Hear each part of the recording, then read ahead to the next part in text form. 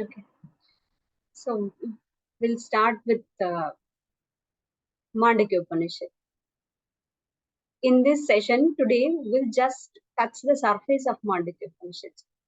Each and every Upanishads are so vast and and in meaning. Like Mandukya Upanishad is like very small but loaded with a lot of wisdom in it. So basically today we'll touch just the surface of this great ocean of wisdom.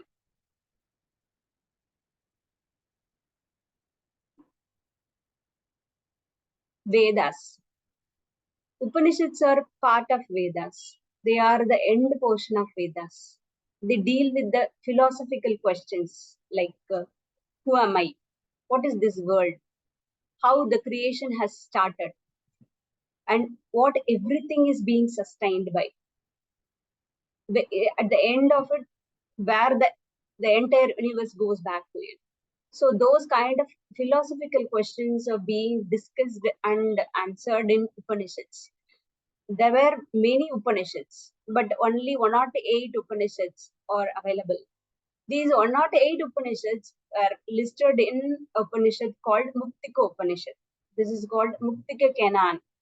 Muktika Upanishad, in that Upanishad, the 108 are all listed here. Among them, like Adi Shankara, Shankaracharya he had chosen 10 Upanishads. Those are called Mukhya Upanishads. The other name is Daso Upanishad, 10. So 10 important Upanishads are among them. Mandukya Upanishad is one. It belongs to Atharva Veda. The 10 Upanishads are Isha Kena Katha, Prashna Munda, Mandukya, Aitriya, Taitriya, Chandogya, and Brihadaranyaka Upanishads. So among these 6th Upanishad is this Mandukya Upanishad. This belongs to Atharva Veda. Okay, what is so special about this Mandukya Upanishad? The name Manduka, like it may be derived from, like there are so many stories about it.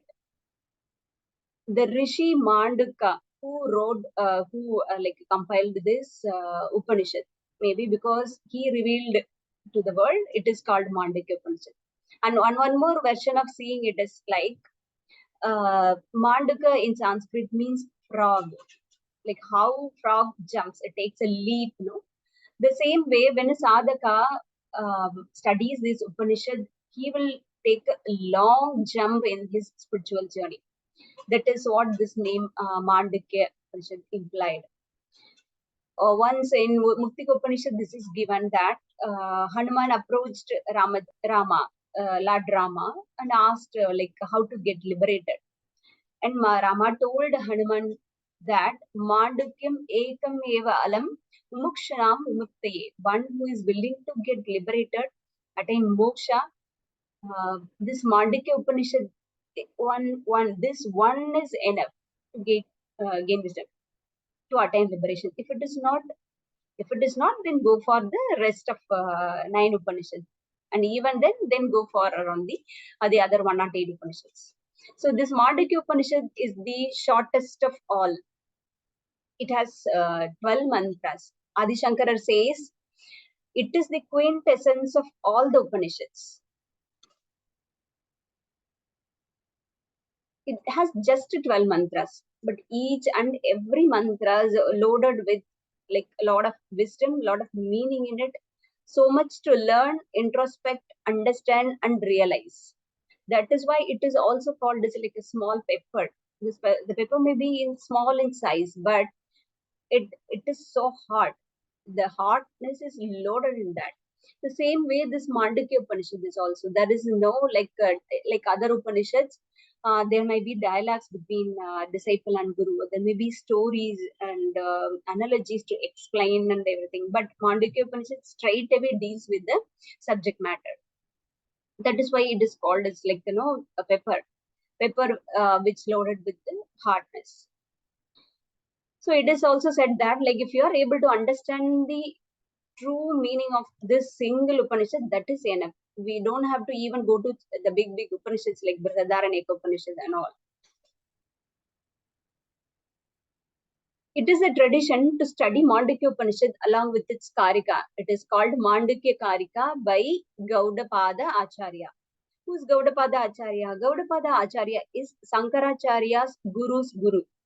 Gauda, pada means like revered, like we call like revered speech of.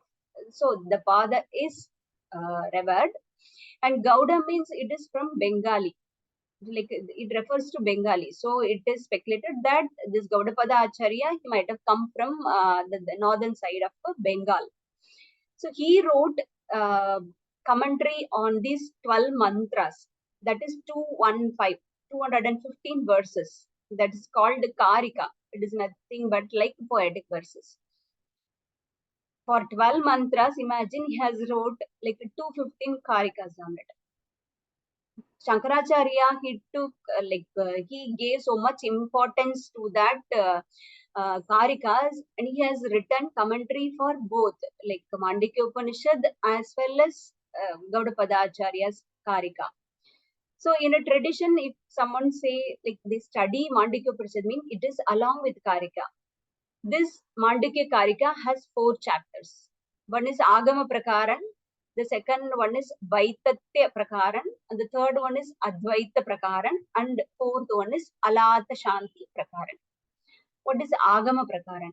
Agama Prakaran, it contains the Upanishad itself, Agama, which is Agama to us like Veda, Shruti. So Shruti, it presents the subject matter as it is given in the Vedas. So it has the Mandukya Upanishads, 12 mantras along with a few Karikas on it.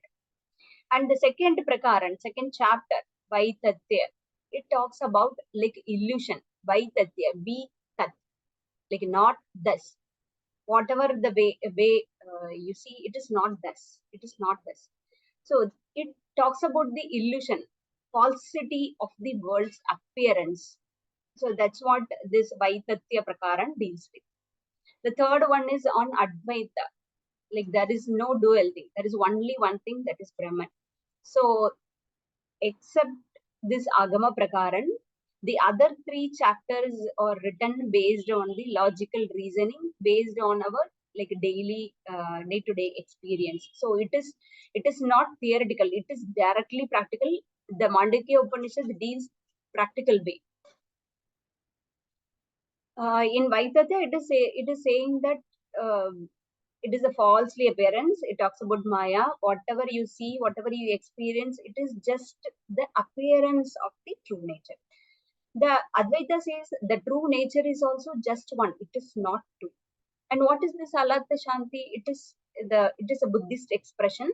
Its meaning is like quenching a firebrand. So it is like Advaita philosophy is there. So far, it has been established in the first 2 chapters. This last chapter is like summarizing and like putting in that whatever the Advaita philosophy is questioned by the other system, that has been answered through logical reasoning. So that is what these 4 chapters are. Okay, then what does the Mandukya Upanishad deal with? The Mandukya Upanishad, it deals with the very basic thing. It directly talks about the subject matter. Before entering into it, we'll listen to a story of Janaka Maharaj. You all know that Janaka Maharaj, right? Like one day he was sleeping. He was sleeping. He had very good sleep. He thought that he lie down after a good meal. He had nap. He was sleeping. Suddenly, like his sevaka has come and he woke him up. Like Maharaja, our kingdom is being attacked. The enemies surrounded our kingdom and we are being attacked. We are under attack. In Janaka Maharaja, he ordered his army and all. The war started. It was a very vigorous war, and at last Janaka Maharaja was defeated.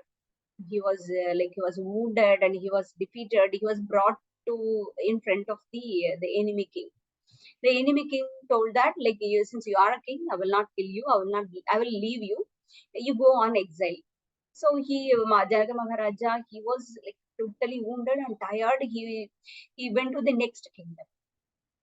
He was starving actually. He was very hungry and he was looking for food. He asked, he begged people, like people denied to give him food.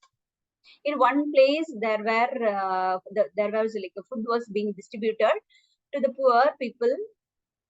Janaka Maharaja, it was a big queue. It's a very long queue. Janaka Maharaja stood at the last. So he was waiting for his chance to get food and his quench. He reached the part. He reached that big vessel, and then the people who are distributing the food, they said that no, it is over. Janaka begged, okay, please scratch that vessel and give me something to eat. Okay, they gave in a bowl. He was about to have that with so much gratitude. That time, a big bird flew, it knocked it down. That's it. That's it. So the end of it, like Janaka Maharaja broke down. He started crying and he was like completely desperate. That time, someone touched his shoulder. Like, Maharaja, please wake up. That's his like wife. What happened? You were shouting and you were like, lamenting. What happened, Maharaja? Then he realized that it was not a dream. Sorry, it was like he was very much confused that whether it was a dream or real. Like I was through so much toil and everything. I was rolling through the dust and I was like begging for food. I was sweating and I was in full thirst and hunger. Like, was it real or is this like now I see around me like people are there. I'm in my like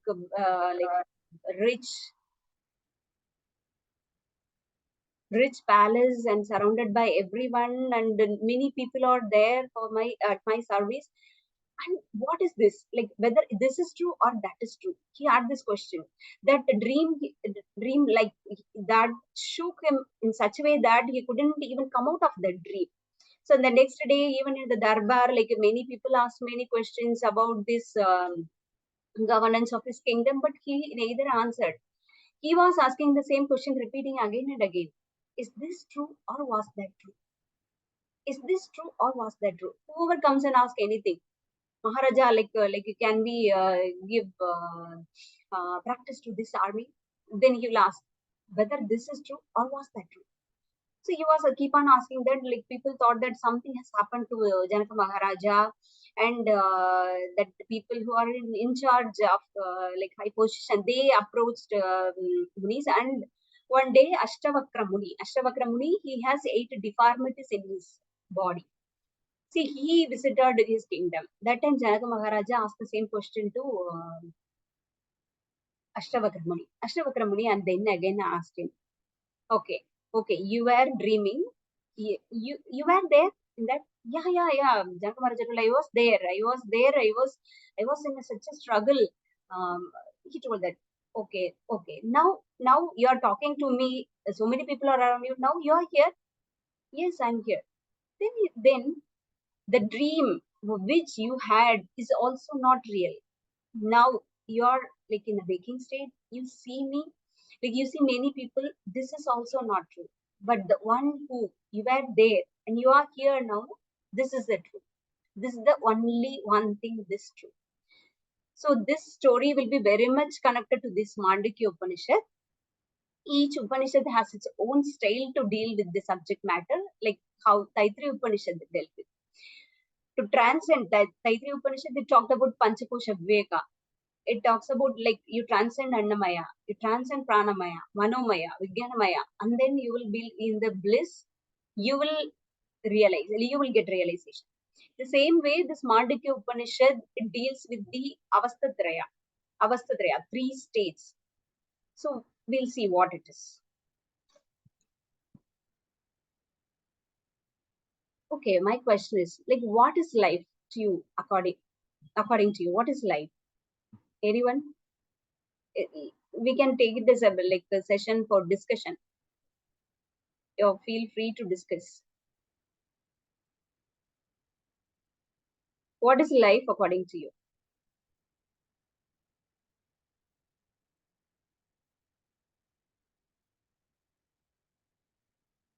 No answers?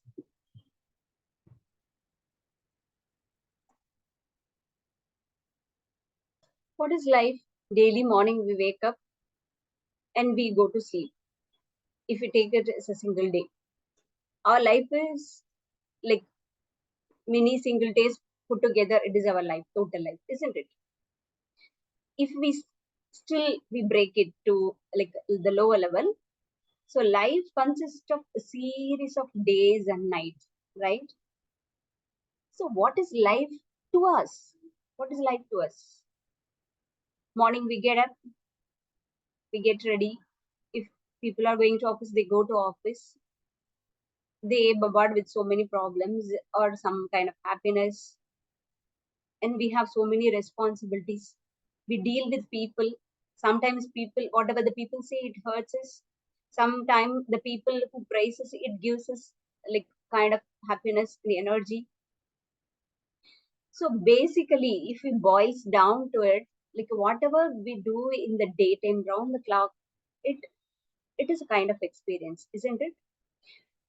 But whether it ends here, our experience is that like we are awake for around 12 hours. 12 hours, isn't it? More than that, 14 hours we take it. So 14 hours, it is not the full, right? It is not the totality of our experience. The remaining 10 hours is there, right? In what happened, like we do so much activity physically, mentally, we get tired and we slip to sleep. Before sleeping or after deep sleep, we get dreams, isn't it? Like how Janha Maharaja had. In the dream also, like we have experiences. Though it is not tangible, it is not gross, but we have experienced that. And we feel in that state, we feel that dream state is also real, isn't it? Okay, so we have waking state and then we slip to dream state. Then what happens in deep sleep? Then why do we call it as experience? We don't know anything, right?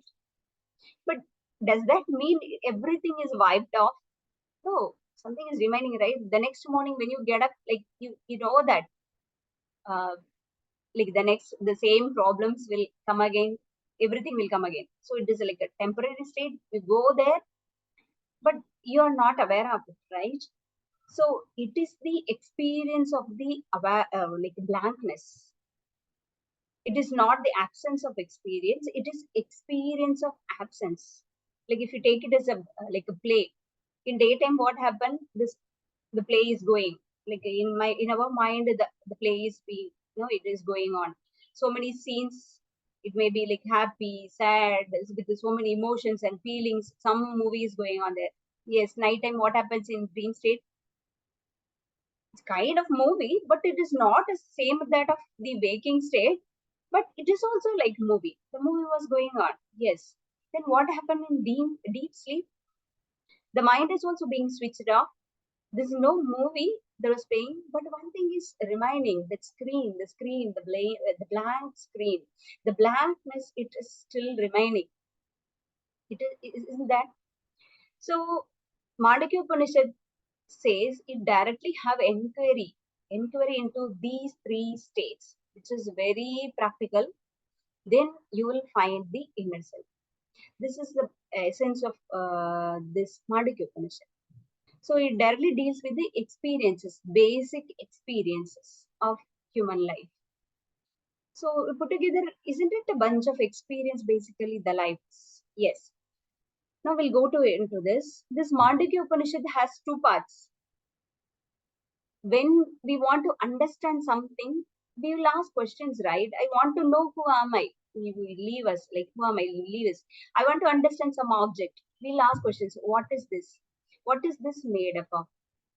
What is the use of it? Like we try to understand. If we bring some if we buy some machines, we get manual, then we try to go through it. We want to understand it through queries.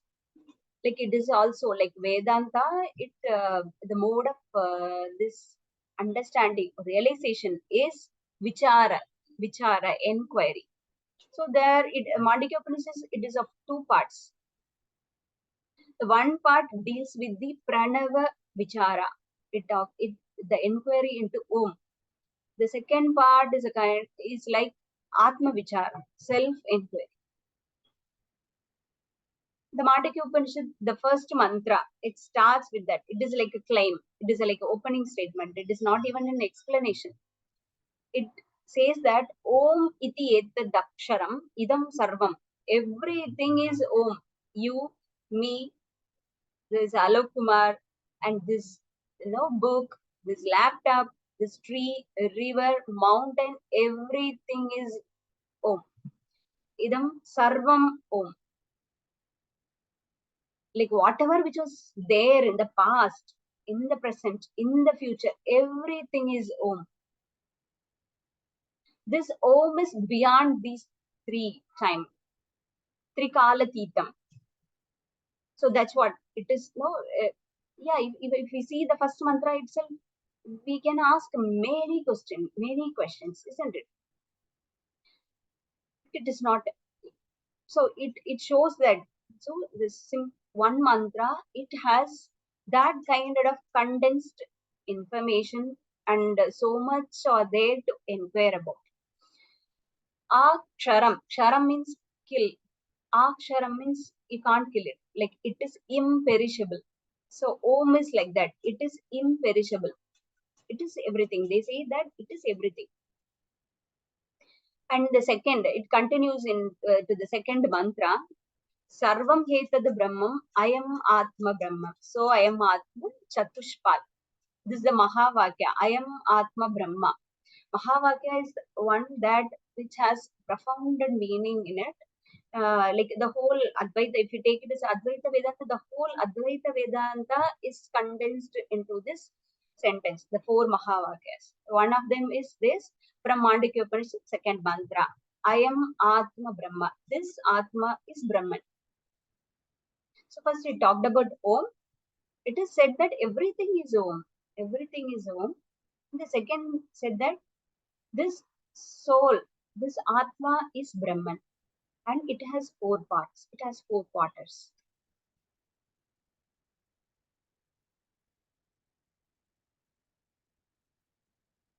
So can we connect it with something like, if we say experience, what experience is? What is being experienced? What do we need for experience? We need object, right? We need object to experience, isn't it?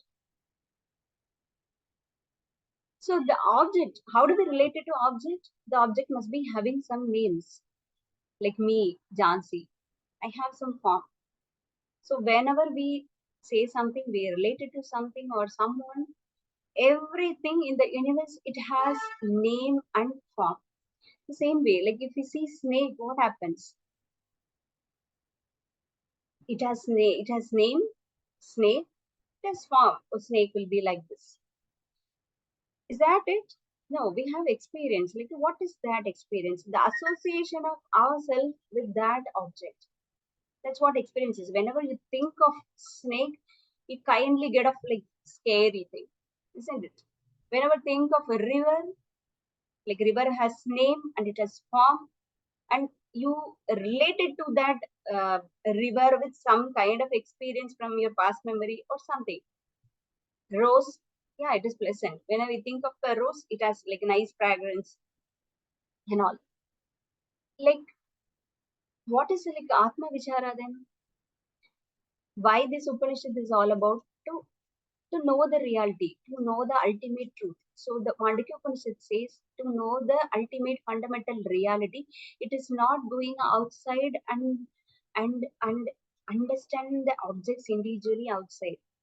The one thing you understand and realize which is inside, by which you can understand everything. You can understand everything. That's why we need some universal name and form, because whatever which is inside us, if you realize that is the fundamental reality which is there in everything. It is Advaitam. Now, no deal, that is one single one thing. Om is that. So far, like Mandukya Upanishad, in two mantras, it has brought up to this. Hang on to this, like name and form, experience, object, subject, experience, name and form. When we talk of object, it is nothing but name and form. like we'll move to the remaining thing. So we told that Mandukya Upanishad deals with the basic life experiences, and we have already seen that like what happened to Janaka Maharaja in this. It is this Mandukya Upanishad is the very basis for Advaita Vedanta. So mantra 3, it talks about the Jagrata Avastha. Already I told you, no, Avastha Traya Vichara, this Mandukya Upanishad is. So Jagrata, it is wakefulness, vigilant, sthano, it is nothing but avastha. So in Jagrata Sthana, what do? We interact with the outer world. If we interact with the outer world, we collect information, we get some knowledge. This is all about this wakeful state. Our consciousness is outward. It outward and gain experience. So this is Bahish Pragya, this consciousness, this Atma, it is now outward, turned outward. Because you have to collect it, like you have to interact with the world. Yeah, you have to live in the world. Okay, you have objects around you. You have like your consciousness, which is turned outward. Like how to get information? You need channels and instruments, right? Like those are like Yekona Vimshati. 19 channels are there for that. First one is like Jnanendriya. The 5 senses. Through senses, you get input like seeing, touching, smelling, hearing, so tasting. So all the inputs are coming through the senses. And then 5, like how do we interact with the world? Like we need more, right? Like not only the 5 Jnanendriyas, you need energy for that, right? So Pancha Prana. So together, Pancha Prana, Karmendriya, Jnanendriya, total 14. 5 Karmendriya, 5 Jnanendriya, and Pancha Prana. And along with that, you need 4. Like what? I am like individual. Until I realize myself, I individual. I have some identity, and I need something to interpret and like process it inside my mind. That is what like buddhi, manas, chitta, ahamkara. So there are 4 are there. So put together that these 19 channels are important for a person to get input from the outer world.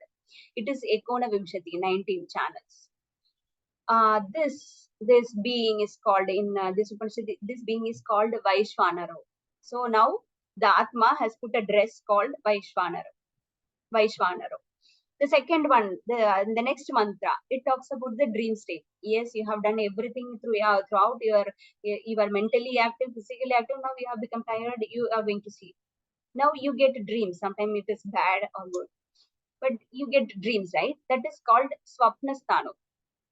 Swapnasthana, what happens? You close your eyes, you shut it down, but the play is going inside you. It is in English world. It is called psychic universe. So whatever you have recorded in the daytime, it is being played in the mind during the dream state. That is called Taijasa. So now the Atma has put the dress Taijasa. And the third one is Yatra Supto Na Kanchanakam. Okay, then now we go into deep sleep. So deep sleep, what do we see? We see nothing, right? Deep sleep means it is a dreamless state of sleep. In deep sleep, we don't see anything. Not in the mind, not outside. So not even have the desire to see something, no desire, nothing. That is absolute blankness. That is what being explained in this fifth mantra.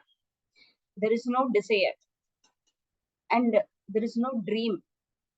There is no outside world. Nothing. There's only one thing is there. Do you know what?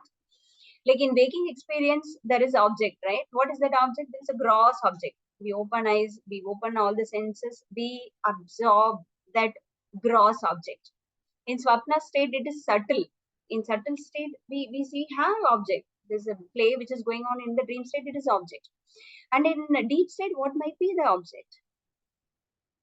So the next day when we get up, like we feel that, oh my God, I'm happy. Like I had a good sleep, that kind of.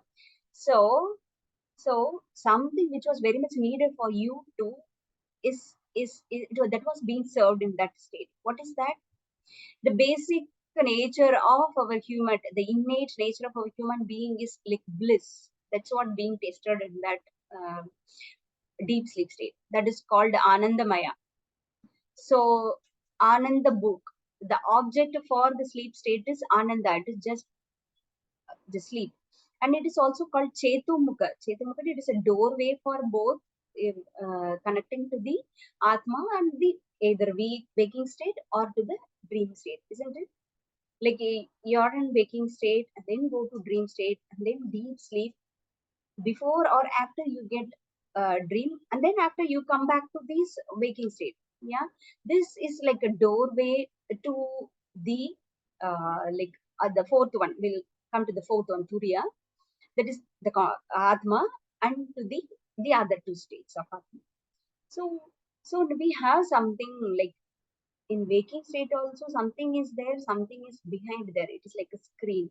In dream state also that screen was there. In deep sleep also that screen is there. But the play was stopped in deep sleep stage. So what is that screen? That is the inquiry. That is to be inquired. That's what like Mandukya Upanishad says. In the sixth mantra, it talks about like Sushupti. It continues. Esha Sarveshwara, Esha Sarvajna. This is what the seat of Turiyam, consciousness. Sorry, Atma. This, but except one thing, it is a temporary one. It has still avidya there. So you are not completely liberated. But you are going to the state. You enjoy the bliss there, but you are not aware of it. But we can't tell that that is absence of experience. It is experience of the absence, the blankness. The seventh mantra, that is an important mantra that describes that the fourth part of that Atma. What is that fourth part? It is nothing but the screen in the example what we have taken. It is on the background. It is the background. Here in this fourth state of consciousness, the fourth state of Atma, it is na anta prajna, na bahish prajna. So it is telling whatever if you say like, okay, what is this Atma is? Like whether it is, I was in waking state, I connected with the outer world, whether it is this, no, that is not that. Okay, the dream state I had, I was there. So whether it is the consciousness or no, that is not that. No anta pragyam, no bahish pragyam. Then what?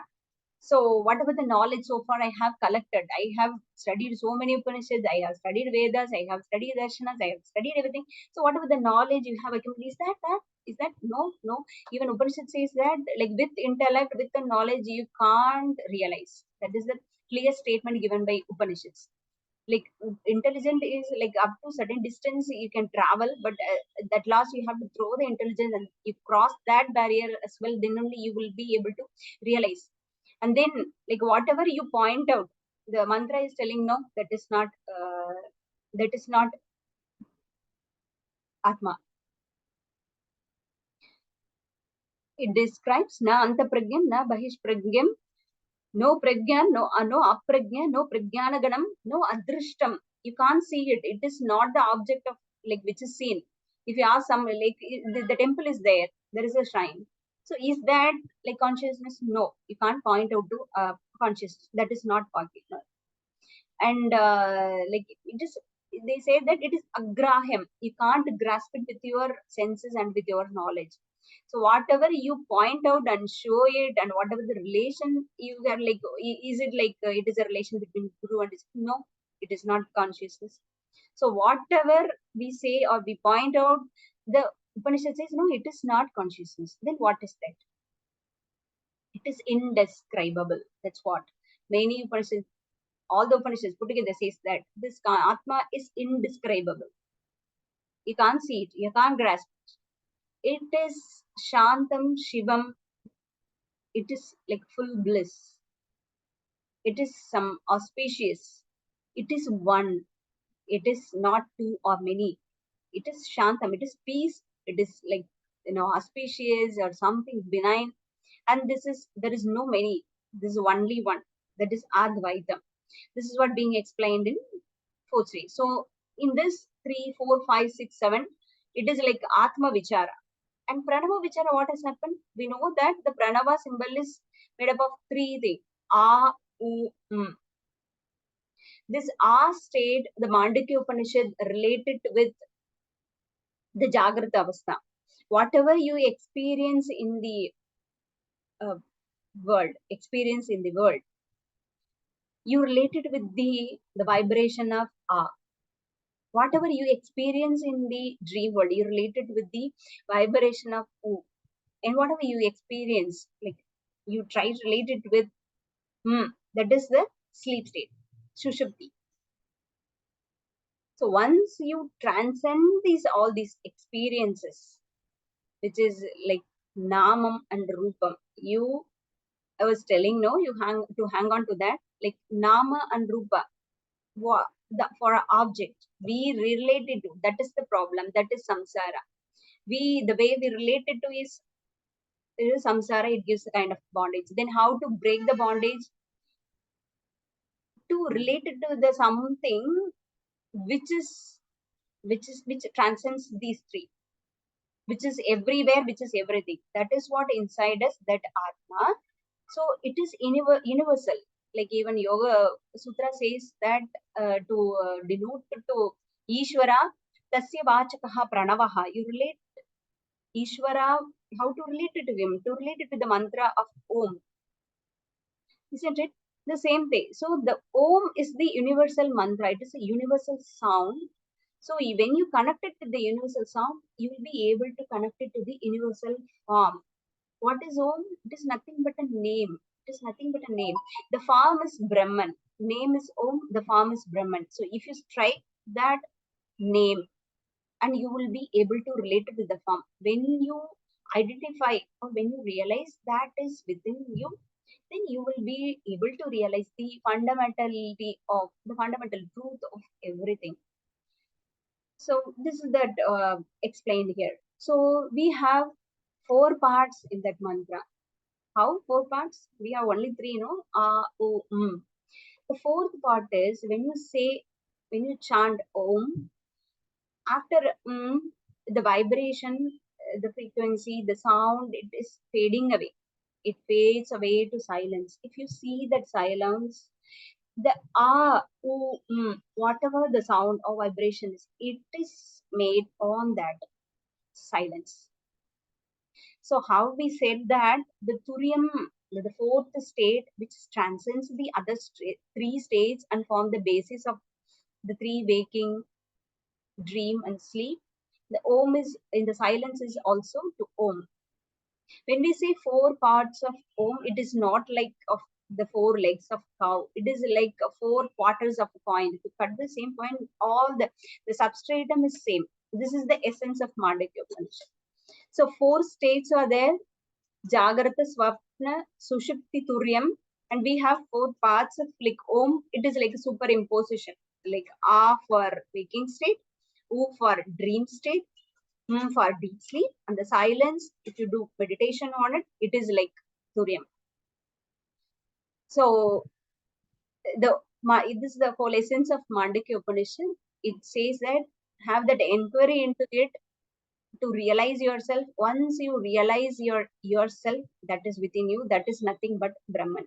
This Atma is Brahman. I conclude this session with the Mahavakya, I am Atma Brahma. Any questions?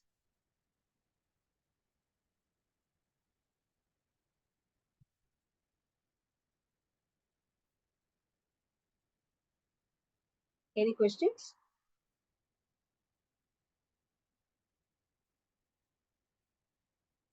If there is no question, we'll end the session with Omkara and 3 Shantis. 1 second, Didi. I have one question. So yes, this is very nice. The session is so informative and very just actually. Is there any reference that you can give, Didi, for us to refer it? Any book that you can refer? Mandukya Upanishad. Mandukya Upanishad one. Yeah. Either Chinmaya Mission or Divine Life Society, Shivananda. You can refer to any of this. All right. Okay. Kilananda. And even if you want to know it in simple, 3 Upanishads by Sri M. The author is Sri M. Okay. It is also, you can refer it to this. Okay. Sure. Thank you. Very useful, Didi. Very nice. Nice explanation. Thank you. So we'll close this session with the Omkara and 3 Shantis. Om Shanti Shanti Shanti.